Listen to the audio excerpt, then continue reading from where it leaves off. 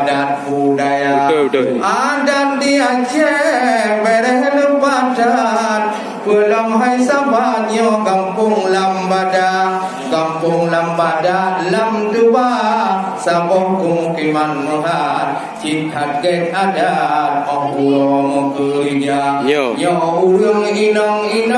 mukunong takat, orang kerja tiat, bangun kerja.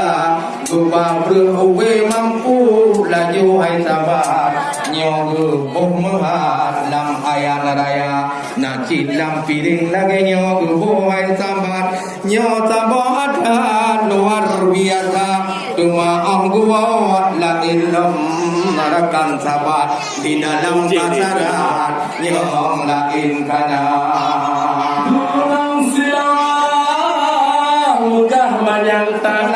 Sidiran barat tanam jembaga lima urang wahil sahabatnya dapur tempat masalah budaya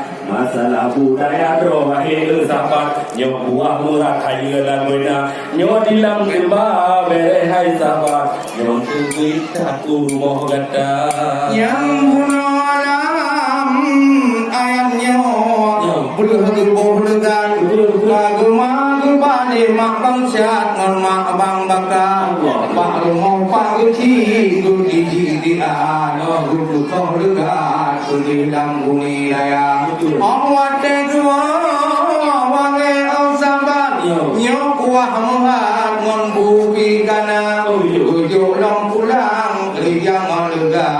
lupa jauh sabar cukup merasa tanda duri mongkasi hape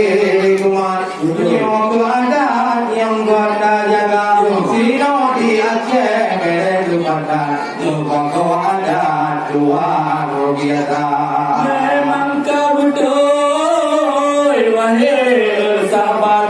orang duri hebat hai guna tapi lebih kurang wahai gerakan watir ucap du pegang di pak kecil cuma nyo anak du watir du rapat yang bengeng tata du wadirika jika lagi nyo pun tinggalkan yang nukalan masyarakat tamai laguna duben wadika dong langsung du bakal nyo anak dajak sama utuh di dada nyo kurde tunte daingat ulara ada di Aceh Raya uroyo dajak rumah pak uci tinggal dajak rumah bangsa olehnya hai sahabat jak rumah bang baka baik kawin anu atau mutuna tiagam atau hayakan lain mutulia tulung murulung lagi nyo macam mulai buklang sampo anu harga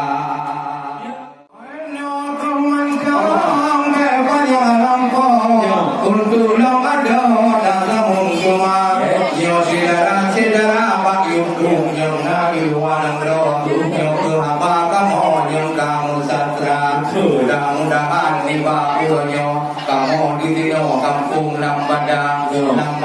dang tua wirakan ro Aceh besarnya